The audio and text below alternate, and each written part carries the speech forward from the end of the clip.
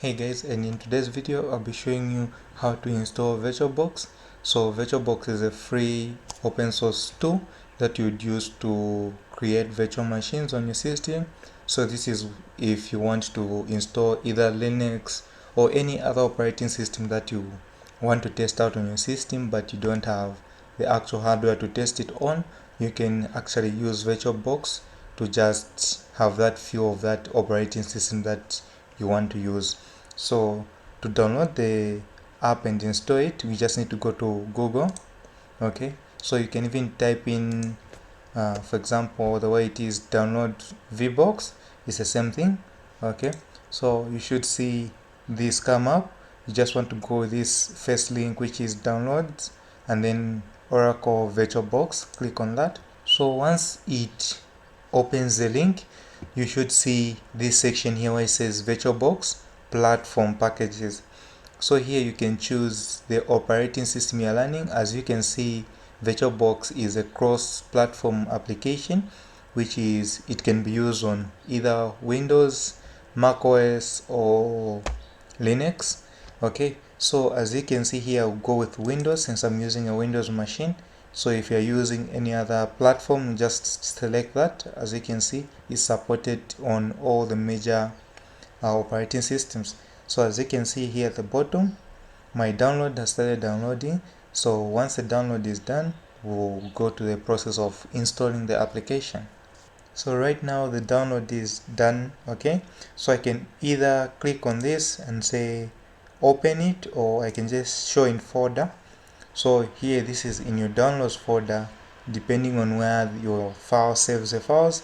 So you can just find the actual application that you've downloaded, just double click on it. That should trigger it to open. Okay, you should see this once you double click on the actual application. So what you want to do is just press next here. Okay, so here you can choose where you want the actual setup to be installed in. So like which drive or which location do you want it to be. So by default that will be the actual location, but you can change that if you want to change it. Okay, so I can just press next if I want it to be in that same directory where it's going to do all the installation of the files. Then here it's up to you to choose if there's something you don't want. So as for me, I'll leave everything as default. I'll go with next.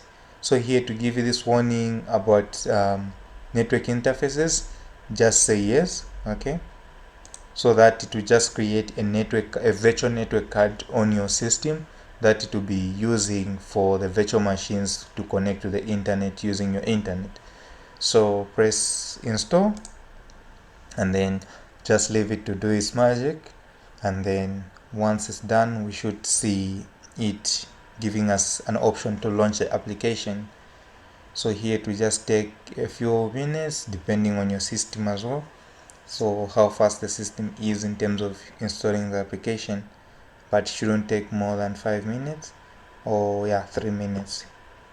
Okay, so once the installation is done, you should see this. Okay, so as you can see, start Oracle VM. Okay, so here if that is ticked and you say finish, it will launch the application. So we want it to launch it, we'll just say finish. Okay, so it should open up the actual tool. So I had it previously installed, that's why you can see there's Windows 11 there. Okay, so I'll make this big. So as you can see, so this is how VirtualBox is. So it's fully installed right now, so you can add new machines, or you can add any new virtual machines. So we'll be looking into that as well in the next videos.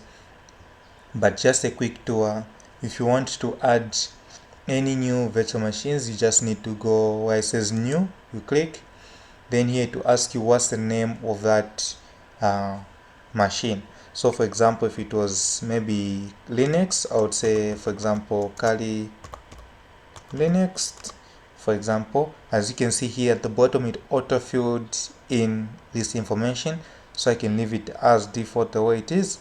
Then I could go with next. Then here it would ask you on the next step either like what memory should the new system use. So it's up to you, depending on the memory that you have on your system. You can just either drag this to wherever you want it, or you can just quickly double click there and put in like any specs that you want. Again, you would go with next. Then here you want to choose create a new virtual disk, like that. Just go with that, just click next. Then here you can also go with the default one, which is VDI, like that. And then you can go with next. Then you want to set it to dynamically allocated. So what that will do is, depending on the usage and the size of how you are using your system, it will scale itself up or down depending on the use, but fixed to just always be that big file the way you've set it to be. So I'll choose dynamic because it would, like, scale everything up and down when it's needed. Okay, then I'll go with next. Then here now is where you can choose your actual space for the hard drive. So for me, since I'm testing, I'll just go with the same 8. I'll go and create. Then as you can see, we have already halfway created the actual virtual machines. So the only thing remaining now is adding the ISO image and also just doing some quick settings on it. So if I was to add an ISO image to this, I would click on it like that, go on settings. Okay, so once setting comes up here, so this is where you would do all your quick setup. So as you can see here, I can go under system. Okay, so I can choose here whether I want it to be using a floppy disk, of which that I don't know if there's anyone who still uses that. Yeah, optical media, okay, hard drive, network, so you can choose from there. But under processors here, you can give it how many processors it should have, so how many cores it should use. Okay, so it's up to you to like scale that down. Again, that depends on your system. Okay, then under acceleration, you can just leave that as default. Display, you just want it to have all the full memory like that. Video memory, you can just take it to the full. Okay, then under storage here, now this is where you need to add your actual ISO image. Okay, so I can click on this here which says empty, click that. I can go here on this blue disk, click, and then I can say choose a disk file, like that. Can go and confirm. Then you want to navigate to where that system is. So let's say, for example, let me just look for mine. So here under systems, I can just look for the actual Kali system, like for example the way this one is, double click on it. So as you can see, it has added that to that controller there.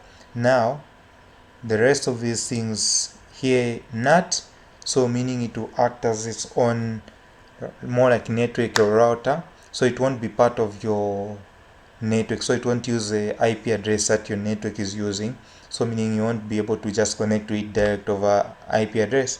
But if you want to connect to it via IP address, you can just go with this bridged adapter, so that will allow it to use your network normally, like direct connection with it. Okay, so for me, I can just leave it on NAT. Okay, then you want to press OK. So now this virtual machine is fully set. If I click on it and press start, let me minimize that, you should see it pop up now to start running the actual virtual machine, like that. So just ignore all these messages there. Okay, so voila, as you can see, let me make this big. Yeah, as you can see here is Kali Linux, so now it's asking to install it. So that's how you would set up a virtual machine in VirtualBox. And if you like the video, please subscribe to my channel and don't forget to hit the notification bell so that you don't miss any of my future uploads. And also, if there's any other thing you want me to show you, please leave it in the comment section below and I'll sure to get back to you. See you in the next video.